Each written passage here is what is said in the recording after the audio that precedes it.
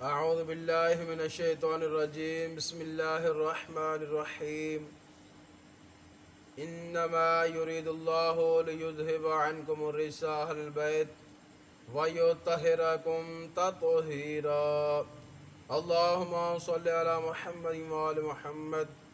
ناظرین کرام، السلام علیکم ورحمۃ اللہ وبرکاتہ۔ ناظرین کرام، پہلے ہم نے آپ کو بتایا کہ واجب غسل کتنے ہیں۔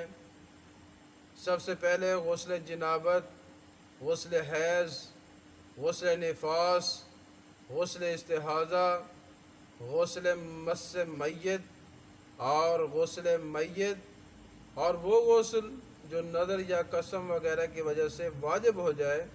تو یہ 7 ایسے غسل ہیں کہ جو مرد ہو تو اس پر 4 غسل، اور عورت ہو تو اس پر 3 غسل واجب۔ عورت پر پورے 7 غسل واجب اور مرد پر 4۔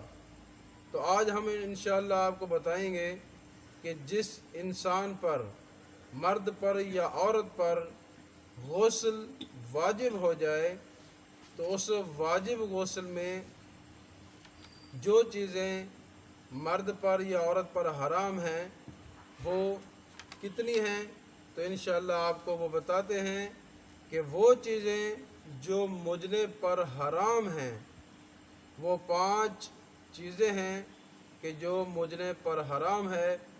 سب سے پہلے ہے نمبر 1 کہ اپنے بدن کا کوئی حصہ قرآن مجید کے الفاظ یا اللہ تبارک و تعالیٰ کے نام سے، خواہ وہ کسی بھی زبان میں لکھے ہوں، مس کرنا یہ حرام ہے۔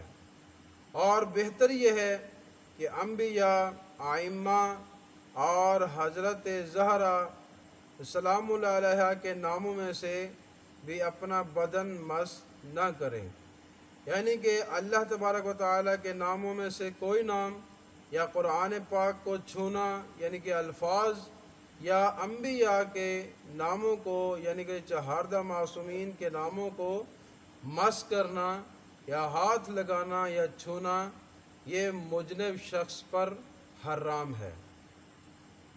نمبر 2 کہ مسجد الحرام اور مسجد نبوی میں جانا، خواہ ایک دروازے سے داخل ہو کر دوسرے دروازے سے نکل جائے تو یہ بھی یعنی کہ مجنب شخص پر حرام ہے کہ مسجد نبوی میں یا مسجد الحرام میں داخل ہو۔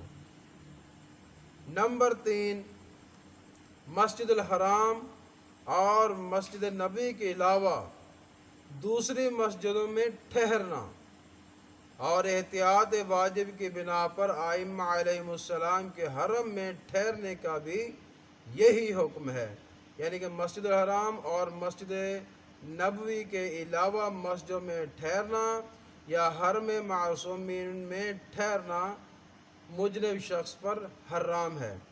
لیکن اگر ان مسجدوں میں سے کسی مسجد کو عبور کرے، مثلا ایک دروازے سے داخل ہو اور دوسرے دروازے سے جلدی سے باہر نکل جائے تو اس میں کوئی حرج نہیں، لیکن اس میں ٹھہرنا نہیں ہے، یعنی کہ ایک دروازے سے داخل ہو اور دوسرے، یہ بھی مجبوری کی حالت میں، یہ نہیں کہ جان بوجھ کر یہاں سے داخل ہو اور دوسرے دروازے سے نکل جائے، نہیں، مجبوری کی حالت میں ایک دروازے سے داخل ہو اور دوسرے دروازے سے جلدی سے باہر نکل جائے۔ نمبر 4 کہ مسجد میں کوئی چیز اٹھانے کے لیے داخل ہونا، اور احتیاط لازم کی بنا پر یہی حکم مسجد میں کوئی چیز رکھنے کے لیے ہے، چاہے مسجد میں داخل ہو یا مسجد میں داخل نہ ہو۔ نمبر 4 میں یہ ہے کہ مسجد میں کوئی چیز اٹھانے کے لیے داخل ہونا اور احتیاط لازم کی بنا پر یہی حکم ہے کہ کوئی چیز رکھنے کے لیے داخل ہو۔ اگر رکھنی ہے تو جلدی سے رکھ کے باہر آ جائیں، اور اگر اٹھانی ہے تو وہ بھی جلدی سے جا کے اٹھا کے آپ باہر نکل آئیں۔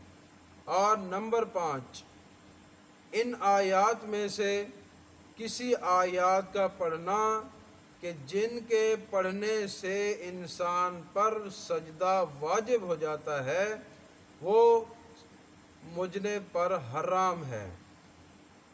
نمبر 5، کن آیات میں سے کسی آیت کا پڑھنا کہ جن کے پڑھنے سے انسان پر سجدہ واجب ہو جاتا ہے یہ حرام ہے۔